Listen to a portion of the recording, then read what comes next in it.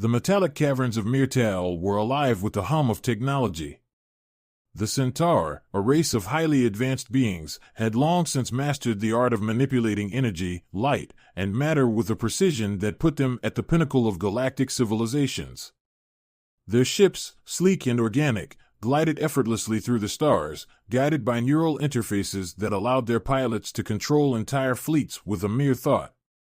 Every aspect of their society was intertwined with their sophisticated understanding of the universe's most advanced technologies. Yet, in one of the quieter, more secluded wings of the capital city's spire, a different hum filled the air, one less refined, more mechanical. Inside a small workshop, filled with a mishmash of discarded parts and unusual components, Alix, the youngest daughter of the council leader Zindran, sat hunched over an ancient Earth device. Her long, slender fingers, capable of tapping into the neural networks of entire planetary systems, were instead twisting wrenches and soldering wires. Her luminous eyes, which usually reflected the cold beauty of Centaur intellect, now glimmered with a different kind of excitement, curiosity. Before her lay the disassembled remains of a human combustion engine, its greasy parts sprawled out in a chaotic display. For most Centaur, the very idea of engaging with such crude, primitive technology would have been laughable, even repulsive. The humans, after all, were barely more than savages in the Centaur's eyes, relying on their clunky, inefficient machines instead of embracing the elegance of thought-controlled systems. But Alix saw something else. There was a raw beauty to the way humans had built their machines. It was tangible, something you could touch, modify, and understand with your hands, not just your mind. The precision and delicacy of Centaur technology often left little room for failure. It was perfect, or it was broken. But human mechanics, they were adaptable, resilient. They could be patched, tweaked, made to work in the most unforgiving conditions. This intrigued her. She had first encountered human technology when she stumbled upon a derelict Earth vessel floating at the edge of a distant nebula. While her crew dismissed it as a useless wreck, Alix had secretly taken some of the parts back with her. Since then, she had spent countless hours in this workshop, studying their mechanisms, understanding their simplicity, and more importantly, how they worked when everything else failed. "You're at it again, aren't you?" came a voice from the doorway. Alix looked up to see her older sister, Serlin, leaning against the entrance, arms crossed. Serlin was the perfect Centaur, composed, logical, and utterly devoted to the purity of their technological superiority. Her translucent skin shimmered faintly, reflecting the ambient light in the workshop. Alix wiped her hands on a rag, oil streaking across her palms. "Just experimenting." "Experimenting? With that?" Serlin's voice was filled with a mix of incredulity and disdain. She stepped further into the room, casting a glance at the disassembled human parts. "This is beneath you, Alix. Why waste your time with such archaic junk?" Alix looked at the engine, her brow furrowing in frustration. "It's not junk. There's something different about it. It's not like our systems. It's messy, yes, but it works in ways we don't fully understand. When everything else fails, these machines still function." Serlin scoffed. "It's because they rely on brute force instead of intellect. They build to survive their own ignorance. We don't need to understand how their systems work because we've moved beyond that. What you're doing here, it's childish." Alix frowned, but she didn't argue. She knew her fascination with human technology was considered strange, even foolish. But that didn't stop her. There was something about it she couldn't let go. "Father will find out soon enough," Serlin added, her tone softening just a little. "The council's already talking. You've been seen too many times near the old shipyard. You need to be careful, Alix. People are starting to talk about you." "I don't care what they think," Alix replied, her voice more defiant now. "There's more to the universe than just the way we do things. Humans, they might be primitive, but their technology is resilient. What if there's something we can learn from that?" Serlin sighed. You sound like one of those rogue scholars from the fringe worlds. Always looking for wisdom in the dirt. Don't forget, we're the Centaur. We don't need to learn from others. We are the standard. With that, she turned and left, the door sliding shut behind her, leaving Alex alone with her thoughts and her machines once more. As the days passed, Alex continued her secret work. But the more she tinkered with the human engines, the more questions she had. Why were their designs so chaotic? How could something so unsophisticated be so reliable? And most of all, why did she feel such a connection to it? One night, as she adjusted a control valve on an old fuel intake system, her workshop's door slid open unexpectedly. Startled, Alex quickly dropped the wrench and spun around. Her heart sank when she saw who had entered. It was Zindran.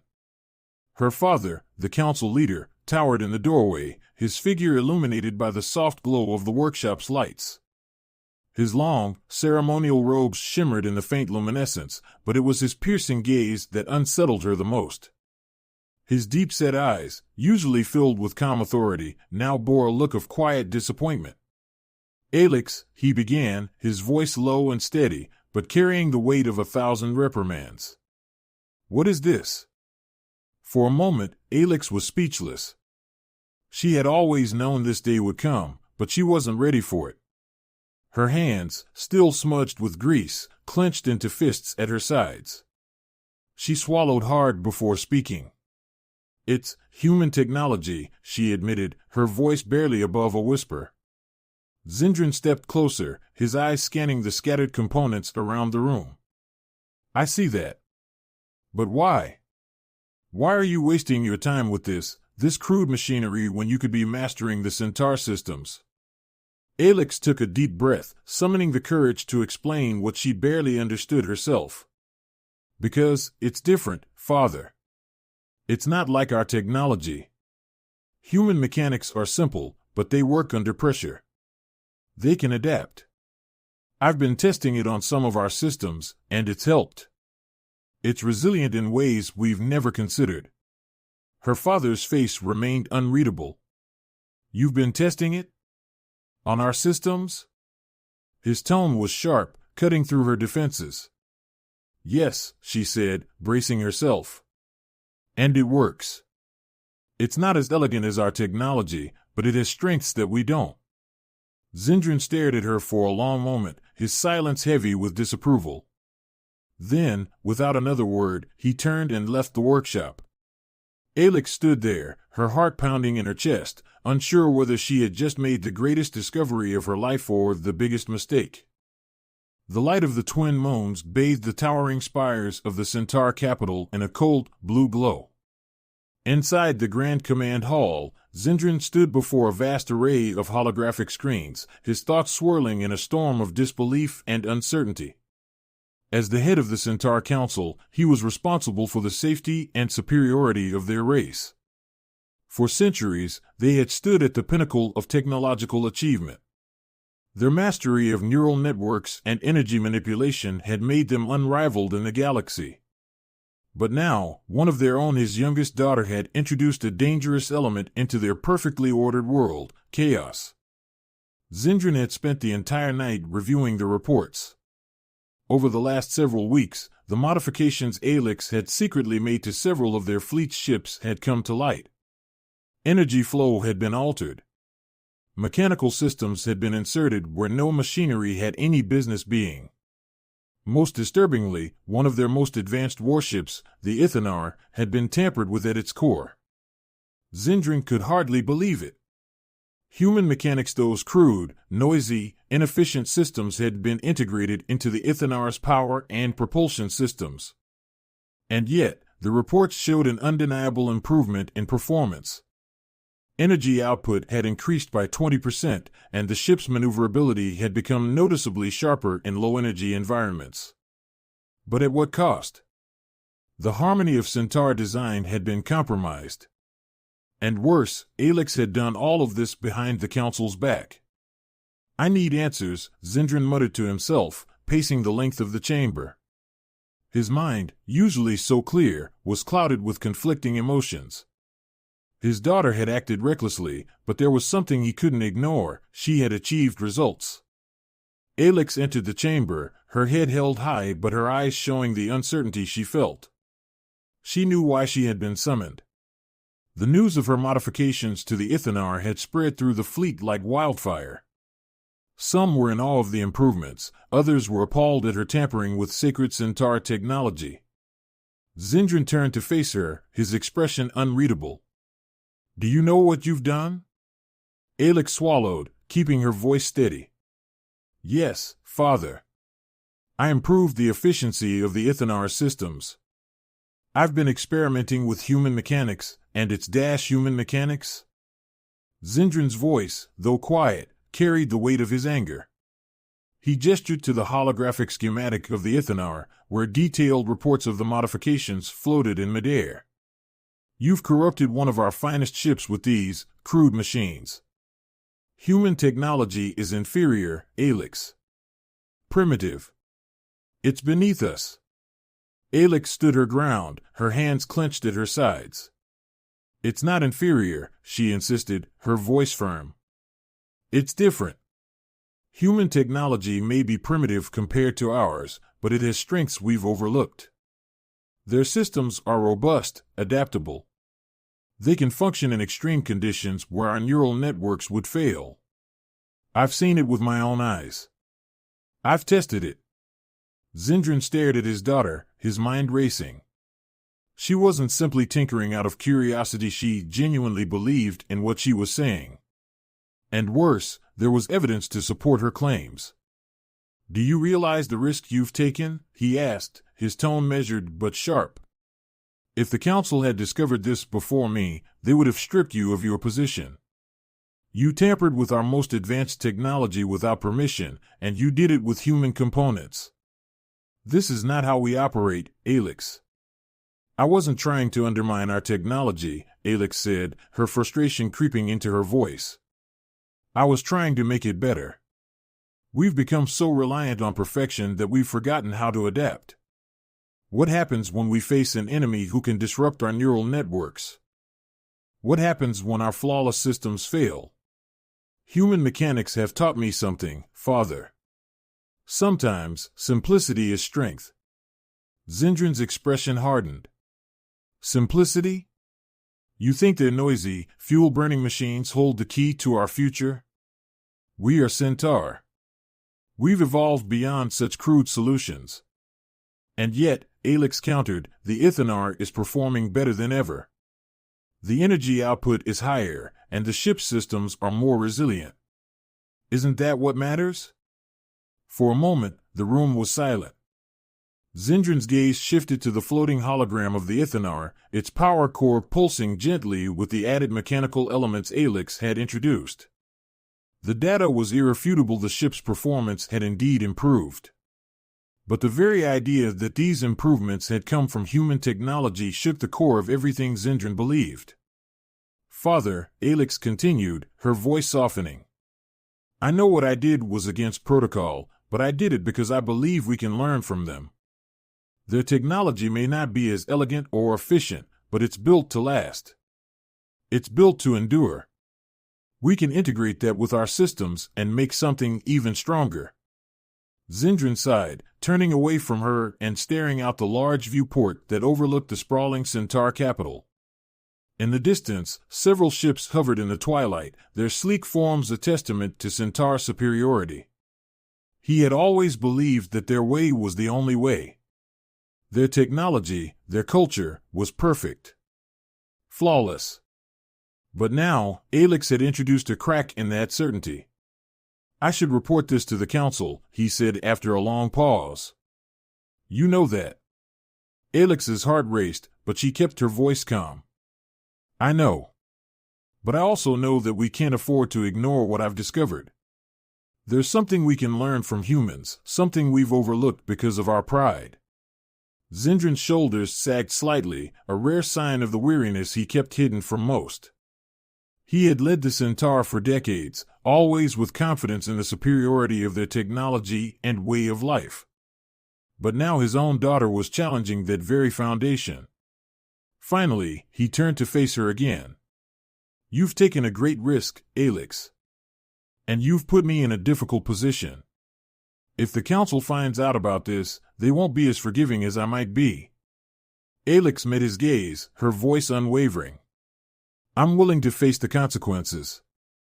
But I believe that in time, they'll see the value in what I've done. Zindran studied her for a long moment, his expression unreadable. Then, with a deep sigh, he nodded. I'll handle the council, he said quietly. But this experimentation of yours, it ends here. We can't afford to let this spread through the fleet without proper oversight. If you truly believe there's merit to what you've discovered, then we'll approach it cautiously, through official channels. Alex felt a surge of relief, though she knew this was only the beginning. Her father's agreement was a small victory, but the battle to convince the council would be far more difficult. Thank you, Father, she said softly. I won't disappoint you. Zindran turned back to the viewport, his hands clasped behind his back. We'll see, he murmured, his voice heavy with the weight of the future. We'll see. But as he stared out at the distant stars, a gnawing doubt tugged at the edges of his mind. What if Alex was right? What if there was something to be learned from the very beings they had always considered beneath them? For the first time in his life, Zindran was no longer certain of the path forward. The serene calm of the Centaur homeworld was shattered by a high-pitched alarm echoing through the halls of the command center. The normally tranquil glow of the city's bioluminescent spires flickered erratically as red warning lights pulsed, casting eerie shadows against the cold steel walls. Centaur officers scrambled into position, their expressions tense as they moved with purpose. Zindran, the council leader, was already at the central command console, his mind racing as he analyzed the incoming reports. Status report. Zindran's voice, sharp and authoritative, cut through the chaos.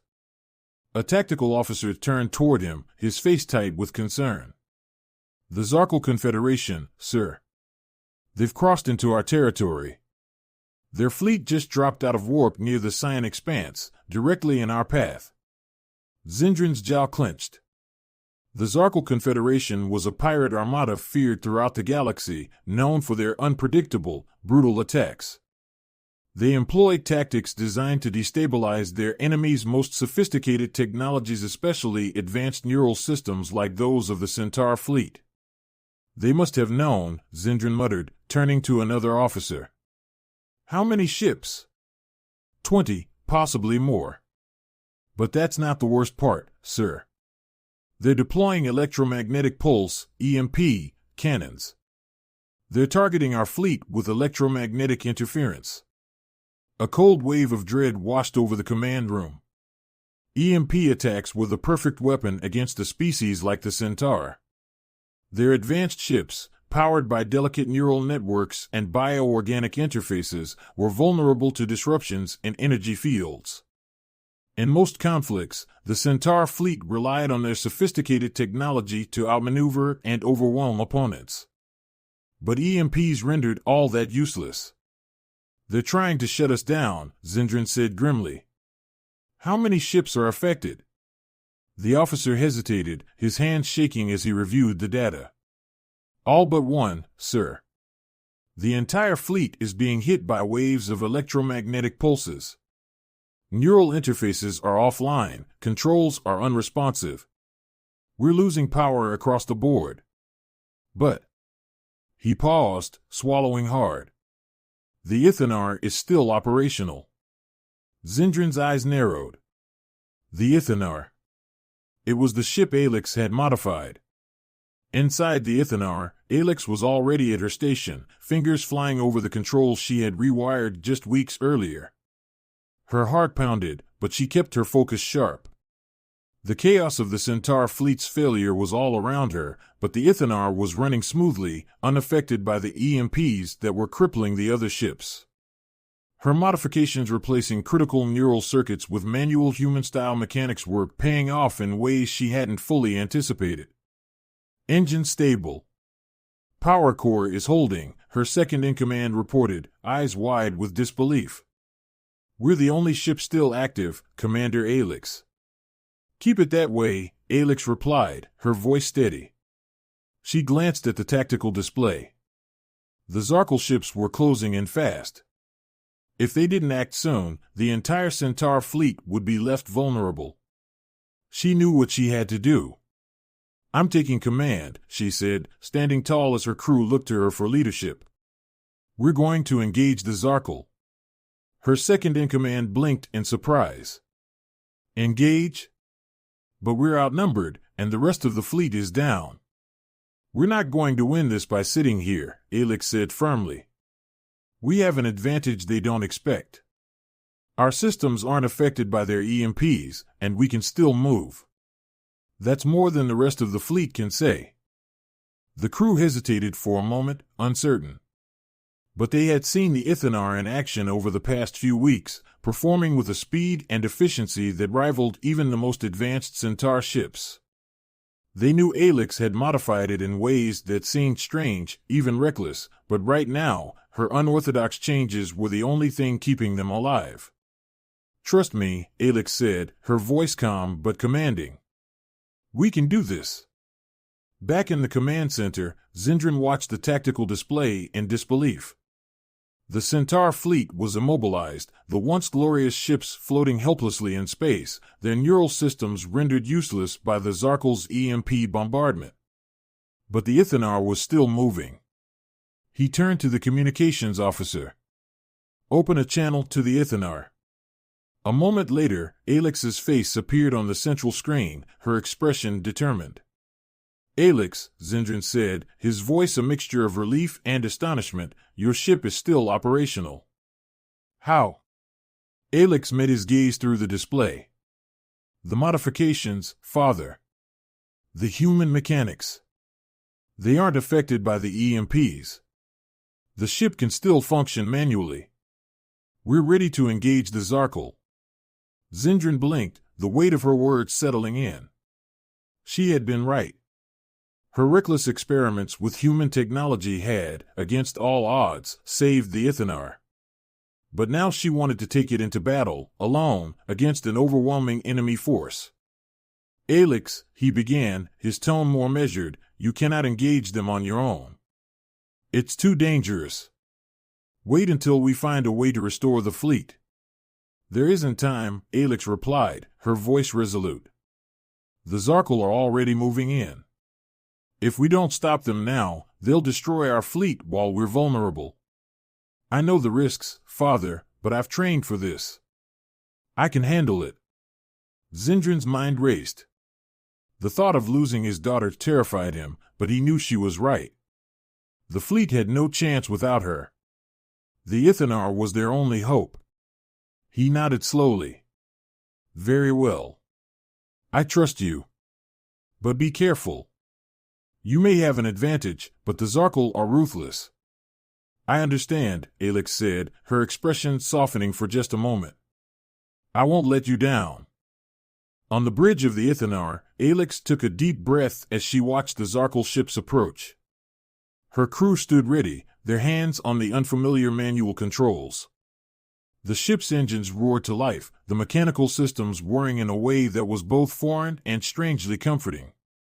All right, she said, her voice calm but firm. Prepare for evasive maneuvers. We're going to hit them fast and hard. The Ithanar accelerated toward the Zarkal fleet, its modified systems giving it a responsiveness that no other Centaur ship could match. Alex guided the ship with precision, dodging the Zarkal's incoming fire with ease. Target their lead ship, she ordered. We take out their command vessel, and the rest will scatter. The Ithanar's weapons locked onto the Zarkal flagship. Alex's crew, though still adjusting to the tactile feel of the manual controls, worked in unison, their movements smooth and coordinated. Fire! Alex commanded. The ship's plasma cannons unleashed a barrage of energy, striking the Zarkal command ship squarely in its hull. The enemy vessel shuddered under the impact, its shields flickering as they struggled to hold. Direct hit, her second-in-command shouted. Their shields are down. Alex didn't waste a moment. Bring us around for another pass. Target their engines. The Ithanar moved with a speed and agility that the Zarkul hadn't anticipated. They had counted on the Centaur's reliance on neural systems, not expecting a ship that could operate independently of their interference. Alex's modifications had made the Ithanar a wild card. With a final volley of plasma fire, the Zarkul command ship exploded in a brilliant flash, sending debris scattering through space. As the Zarkul fleet began to retreat, Alex allowed herself a moment of relief. They had done it. Against impossible odds, the Ithanar had held its own and won. But the victory was bittersweet. She knew that while she had proven the value of human mechanics, her actions had also exposed the vulnerability of the Centaur fleet. As the Ithanar returned to the fleet, Alex's mind was already racing with thoughts of what would come next. She had saved them today, but there would be consequences. The Council would have to confront the reality of their dependence on fragile technology and the possibility that the future of the Centaur lay not in perfection, but in adaptability. And she, Alex, would be at the center of it all. The aftermath of the battle was as silent as the void itself. The Zarkul fleet, once a formidable wave of destruction, had been reduced to scattered debris and retreating ships, their attack thwarted by a single vessel. The Ithanar, now orbiting above the immobilized Centaur fleet, stood as a beacon of survival, a testament to Alex's unconventional vision. On the bridge of the Ithanar, Alex leaned back in her command chair, finally allowing herself to exhale. Her body ached with tension she hadn't realized she was holding, and the adrenaline that had kept her sharp during the battle was slowly draining away. Her crew remained at their posts, watching her with awe and gratitude. Their survival had rested on her ability to see beyond tradition, to adapt in the face of chaos. "Damage report?" she asked, breaking the heavy silence. "Minimal, Commander," her second-in-command replied. "Shields held up well, and the modifications you made to the power core kept our systems from overloading. No casualties." Alex nodded, her relief tempered by the knowledge of what came next. The victory was undeniable, but she was no fool. Her actions had not just saved the Centaur fleet, they had exposed a truth that could not be easily ignored. For the first time, their most advanced systems had been rendered useless, and it had taken human mechanics, a technology they had long dismissed as primitive, to save them. She stood up, her gaze moving over her crew. "You did well," she said, her voice steady. "We all did. Now let's get back to the fleet. This isn't over yet." The return to the capital was somber. The Centaur ships, now rebooted after the EMP waves had subsided, floated back to their positions, but the proud, sleek vessels felt less invincible than they once had. The command center had been restored to order, but a palpable tension hung in the air as officers quietly exchanged glances. Zindran, standing at the center of the command hall, awaited the arrival of his daughter. His mind had been spinning ever since the battle ended. He had watched as the Ithanar, the ship he had so recently dismissed as a compromised relic, outmaneuvered the Zarkul fleet and single-handedly saved them from certain destruction. Alex had been right, but that did little to soothe the turmoil in his heart.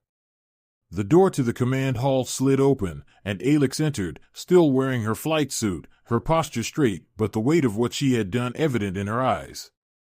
The hall was filled with Centaur officers and council members, their expressions ranging from shocked to curious. She could feel the eyes on her, some filled with admiration, others with doubt. Zindran stepped forward, his face unreadable. For a long moment, father and daughter stood in silence, the tension in the room thick enough to cut. "You saved us," Zindran finally said, his voice low but carrying a weight that silenced the murmurs in the hall. "You saved the entire fleet." Alex held his gaze. "I did what I had to do. Our ships weren't prepared for the Zarkul's attack. They relied on our neural systems, and when those failed, we were left vulnerable. The Ithanar was the only ship that could function under those conditions because of the modifications I made. Because of what I learned from human mechanics." There it was. The truth laid bare for everyone to hear. The words hung in the air, a challenge to the Centaurs' long-held beliefs about their technological superiority. One of the council members, a tall figure draped in traditional robes, stepped forward, his eyes narrowing as he studied Alex. "You disobeyed the council's protocols.